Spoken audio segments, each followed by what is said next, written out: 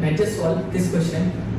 In a triangle PQR, side PQ and PR are in the ratio 5:6 and QR is 2 times root 305. So it is given that PQ and in side of a triangle PQR, PQ and PR are in this ratio and one side is given. If the medians to side PQ and PR are perpendicular to each other, it is given. Let's just draw the triangle. So there is this triangle. This is P and this is Q and this is R. Let me draw the medians. PQ.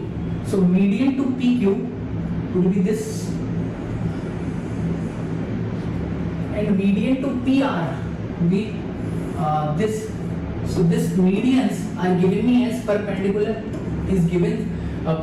These medians are given me as perpendicular to each other. I have to find the length of PQ.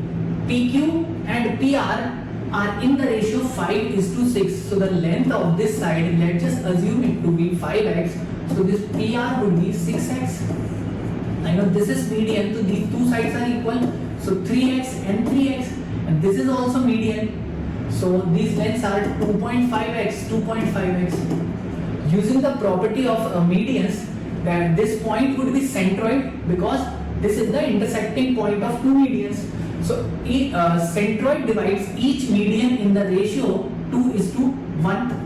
So let's just assume this length to be 2m, so it will be m, and also this centroid will divide this median in the ratio 2:1, so it will be n and it will be 2n.